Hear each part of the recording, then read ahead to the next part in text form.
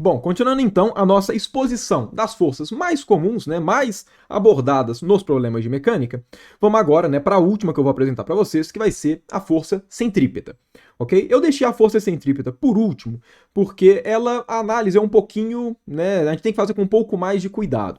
Isso porque a força centrípeta, ela aparece um bocado de vezes, né, toda vez que você tem um movimento curvo, para ser mais específico, aparece força centrípeta, ok? E a força centrípeta ela não é uma força da mesma natureza, digamos assim, das últimas que eu apresentei.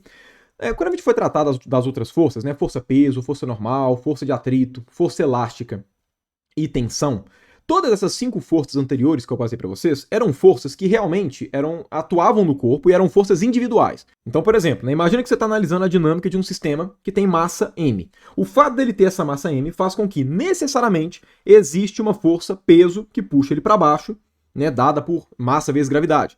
Da mesma forma, se ele estiver em cima de uma superfície, né, você sabe que ele pressiona essa superfície, então necessariamente vai aparecer uma força, que é a força normal, que atua nesse bloco pelo fato de que ele está comprimindo a superfície e por reação, a superfície exerce uma força nesse bloco. Enfim, todas as forças que a gente trabalhou até o momento, né, as 5 anteriores, eram forças individuais que atuavam, né, cada uma delas, no corpo dado determinadas circunstâncias, né, do problema, né, do fato de ter massa ou não, de estar comprimindo ou não, de existir atrito ou não, enfim, né, mas eram forças individuais. A força centrípeta não é uma força a mais que surge no sistema. A força centrípeta é um tipo específico de força resultante. É a força que promove, né, que gera a aceleração centrípeta, que se vocês se recordarem, né, lá das aulas de cinemática, mais especificamente no vídeo que a gente trabalhou com movimento circular, né, que é a aceleração que modifica a direção e o sentido da trajetória, modifica a direção e o sentido da velocidade. Só para poder fazer essa breve revisão, para poder contextualizar melhor, né, a parte força centrípeta, vamos lá, toda vez que você tem algum corpo qualquer, você vai analisar a movimentação desse sistema, enfim, depois que você deixa ele movimentar um tempinho, ele vai descrever uma certa trajetória, certo? Se a gente for analisar o vetor velocidade ao longo dessa trajetória, como é que esse vetor velocidade ele se comporta?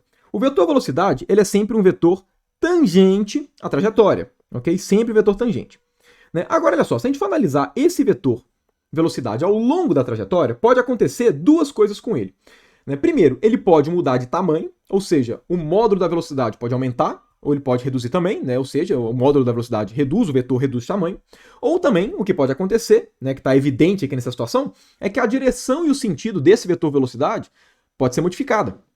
Né? Toda vez que você tem uma trajetória que não é retilínea, você tem a direção e o sentido do vetor velocidade sendo modificada. E se vocês se lembrarem, né, eu cheguei a comentar nas aulas de cinemática que quando a gente vai quantificar essa variação do vetor velocidade, que é feita pela aceleração, a gente pode separar a aceleração em duas parcelas.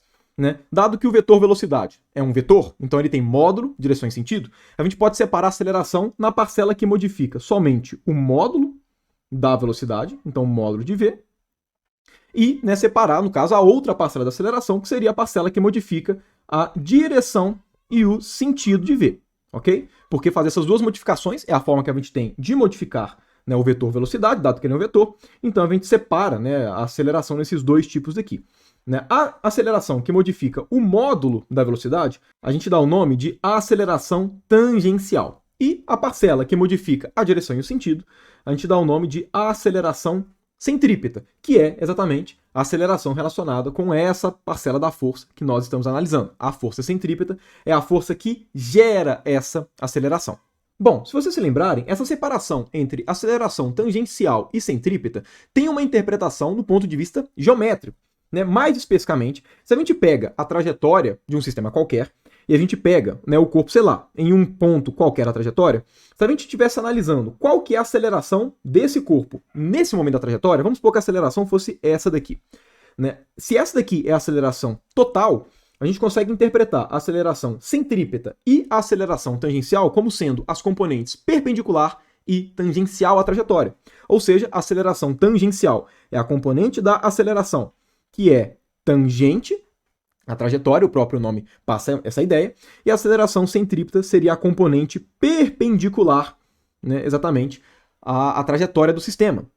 De forma que a aceleração tangencial, como é tangente à trajetória, vai modificar o vetor velocidade, que é tangente à trajetória, apenas esticando ou contraindo, ok? Ou seja, vai sempre modificar o módulo do vetor. Em compensação, a aceleração centrípeta vai, né, modificar esse vetor velocidade, adicionando componentes perpendiculares, mudando, portanto, a direção e sentido, né? Ou seja, né, a aceleração tangencial é a aceleração resultante na direção do movimento, né, tangente à trajetória, e a aceleração centrípeta é a aceleração do movimento, a aceleração resultante perpendicular à velocidade. Se a gente está trabalhando com a força centrípeta, né, que é a força que gera a aceleração centrípeta, aqui já de cara a gente já tem a interpretação do que significa a força centrípeta. A força centrípeta é a resultante, a força resultante que é perpendicular à velocidade. Uma pergunta que poderia aparecer aqui, e que é extremamente comum nesse contexto, é o seguinte: Felipe, você falou com a gente que a força centrípeta vai ser a última força, né, dessas que você está apresentando, nessa seção daqui de tipo de força, né, das forças que aparecem com maior frequência nos problemas de mecânica e tudo, beleza. Agora, força centrípeta é a força relacionada com essa parcela da aceleração, que é a centrípeta. Consequentemente, se também existe a outra parcela, que é a aceleração tangencial, também vai existir, né, pela mesma construção, a força tangencial, que é a força que gera a aceleração centrípeta. Por que a gente está vendo a aceleração centrípeta, mas não está vendo a aceleração tangencial?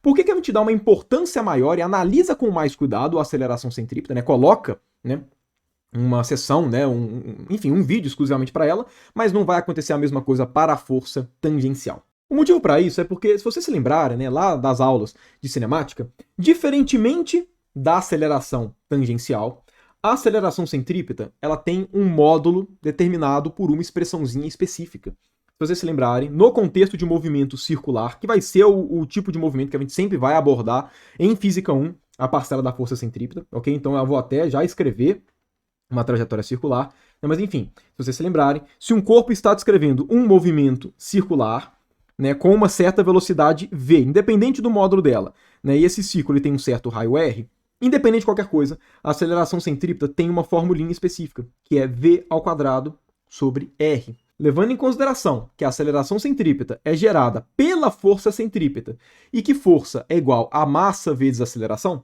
a força centrípeta é sempre uma força que a gente vai calcular, né, força centrípeta, o módulo dela sempre é calculado como sendo mv2 sobre r. Por isso que a gente dá uma importância específica para a força centrípeta, porque a força tangencial ela não tem um módulo determinado a priori por uma expressãozinha fechada. A força centrípeta tem. Como o módulo da força centrípeta tem uma expressãozinha fechada, a gente tem que tomar um pouco mais de cuidado para a gente saber como é que faz para poder aplicar essa expressão específica. Porque, de maneira geral, né, quando a gente tem uma formulinha específica para uma força, é de uma força do mesmo estilo que as 5 anteriores que eu apresentei aqui, que são forças que atuam no sistema. Aqui não. A gente já tem um módulo específico para um tipo de força que é resultante, que é um conjunto das forças que já existem. Então a gente precisa de um pouco mais de cuidado por conta disso, ok? E como vocês vão ver, né, apesar da gente ter que tomar um pouco mais de cuidado por conta da força centrípeta ter um módulo fixado, esse fato, né, dela ter um módulo fixado, faz com que a gente consiga extrair muita informação, até de um ponto de vista mais simples, né, do que quando a gente vai analisar a parte tangencial. Então, enfim, né, acaba sendo um fator positivo, na verdade, né, ela ter um módulo bem definido, isso vai ajudar nas nossas análises, ok? E aqui, só enfatizando, a força centrípeta, ela tem essa expressão para qualquer contexto, seja movimento circular ou não. A questão é que quando o movimento não é circular, a gente tem que reinterpretar o que é esse R, o que está relacionado com o raio de curvatura, né, da trajetória. Como 99% de todos os problemas que aparecem em Física 1, que envolvem força centrípeta, são movimentos circulares, eu vou restringir as nossas análises aqui de força centrípeta sempre para movimentos circulares. Okay? E aí, consequentemente, esse R vai ser o R, né, imediato, o R óbvio para uma trajetória circular, que é o raio dessa trajetória. Mas bom, juntando tudo que eu comentei nesse vídeo sobre força centrípeta, né, só para a gente poder sintetizar a ideia geral do que ela significa, né, e aqui eu vou dar um exemplozinho, né, para poder, né, fixar 100%. Vamos lá, força centrípeta, o que é a força centrípeta? A força centrípeta é a força resultante que é perpendicular à velocidade. Ou seja, né, para a gente saber qual que é a força centrípeta, o que a gente tem que fazer é determine a força resultante. Sei lá, imagina que a força resultante foi essa daqui. Força total, você somou todas as forças que existem no sistema e deu esse vetor de força resultante. Deixa eu até redesenhar esse R porque ele ficou meio esquisito, né? Mas bom, como a gente faz para determinar a força centrípeta? O que a gente faz é, primeiro, determine qual que é a direção perpendicular à velocidade, ou então a direção perpendicular à trajetória, uma coisa é sinônima da outra. Nesse caso daqui, é a direção que aponta para o centro do movimento circular, ok? Já que aqui a gente tem um movimento circular. Consequentemente, a força centrípeta vai ser a componente da força resultante que aponta nessa direção, que é a perpendicular à velocidade. Independente das forças que geram essa força centrípeta, que são forças que fazem parte da força resultante, independente de qualquer coisa, se você calcular o módulo dessa força centrípeta, ele sempre vai dar mv2 sobre R. Então, todas as análises que envolvem força centrípeta vão de duas partes. Primeiro, identificar quais são as forças que compõem a força centrípeta, já que ela é uma força resultante, e depois relacionar esse cara com essa segunda parcela. Um comentário também que eu acho importante de ser colocado, eu acho que deve ser óbvio para todo mundo, mas perceba o seguinte, quando eu falo que a força centrípeta é a força resultante perpendicular à velocidade, obviamente, perpendicular à velocidade poderia ser tanto aqui na direção que foi, na direção em sentido, mas também poderia ter sido sentido contrário, certo? Continuaria perpendicular à velocidade. Ok? Um adendo importante a ser feito é que, obviamente, se você tem um movimento circular, a força centrípeta não só vai ser a resultante perpendicular à velocidade, mas também vai ser a que aponta na direção e o sentido do centro da trajetória, ok? Se eu tivesse, por exemplo, uma força centrípeta para cá, perceba, essa força daqui puxa o corpo para poder se movimentar no outro sentido, que seria, né, no caso, sentido sem ser essa trajetória específica. Para que essa trajetória daqui seja atingida, a força centrípeta tem que apontar para o centro do raio daquela trajetória. Ok? Então, enfim, é só para deixar claro, não é somente perpendicular à velocidade, mas é perpendicular à velocidade apontando para o centro de curvatura, né? Exatamente para o centro, né, na qual a curva da trajetória está sendo descrita. Ok? Então é basicamente isso. Para poder fixar essas ideias, deixa eu só passar aqui dois exemplos, né, de como é que a gente faz para poder construir a força centrípeta pensando nela como sendo a resultante perpendicular à velocidade. Ok? Os dois exemplos são exemplos básicos que eu vou voltar com eles depois nos próximos vídeos, na parte de aplicações, ok? Eu vou só ilustrar eles aqui, para poder deixar clara a ideia, mas eu vou fazer algumas análises com esses movimentos depois, ok? Primeiro, imagina que você está num carro e esse carro vai passar por uma lombada, ok? Vai passar aqui por uma lombada qualquer. Imagina que essa daqui seja a lombada, ok? E, enfim, o carro está aqui em cima no momento que você está analisando. Então está aqui o carro e ele descreve uma certa velocidade v. E o segundo contexto seria o negativo disso, né? Ou seja, um carro está andando, aí vai ter um trecho que está mais baixo, né? Tem um declive ali do nível, né? E aí o carro está passando bem aqui embaixo nessa hora. Ok? Tá aqui então. Aí a pergunta é, qual é a força centrípeta? No sentido de quais são as forças que compõem a força centrípeta, ok? Então, vamos lá. Imagina que esse corpo daqui, né, tanto aqui quanto aqui, ele está exatamente nos pontos extremos, ok? No máximo ou no mínimo, tá? Ok? E claro, né, aqui vamos supor que o corpo está com uma certa velocidade. Independente de qualquer coisa, independente de quem compõe, né, quais são as forças que geram a força centrípeta, se esse cara daqui corresponde a um círculo de raio R, e esse cara daqui corresponde ao mesmo círculo de raio R, eu sei que, independente de quem compõe essa força centrípeta, se esses carros daqui têm massa m, independente de qualquer coisa, a força centrípeta em módulo vai ser mv2 sobre R. Ou seja, eu sei que, para esses dois carros, existe uma parcela da força resultante que aponta, né, aqui no caso, na primeira situação, para baixo, e aqui para o segundo caso aqui, né, aponta para cima. Ok? Que seria a força centrípeta. Okay? Então, independente de qualquer coisa, só o fato deles estarem descrevendo um movimento que é circular, que é curvo, eu sei que existe uma força centrípeta direcionada para o centro desse círculo, né, de quando a gente pensa, né, extrapola a curva para um círculo, independente de qualquer coisa. Aqui tem essa parcela de força resultante. Agora, quem gera essa parcela? Né, porque essa força centrípeta, como eu comentei, não é uma força que surgiu no sistema. Ela é uma manifestação das que já existem, porque ela é um tipo de força resultante. Qual que é a ideia? Bom, a direção perpendicular à velocidade nesses dois casos é a direção vertical. Então o que eu quero dizer? Independente de quais são as forças na horizontal, quais são as forças que atuam na vertical, exclusivamente na vertical? Bom, a gente tem força-peso para baixo e a gente tem força normal para cima. Nesses dois casos, né? Força-peso para baixo e força normal para cima. Essas são as duas únicas forças na vertical. Não interessa quais são as forças que atuam na horizontal. ok? Se a direção perpendicular à velocidade nesses dois momentos daqui é a direção vertical, a gente só precisa pensar nas forças na vertical, ok? Agora olha só, se a força centrípeta é a força resultante perpendicular à velocidade, qual é a informação que a gente tem? A informação que a gente tem é que a força centrípeta ela vai ser a soma do peso com a normal em ambos os casos, ok?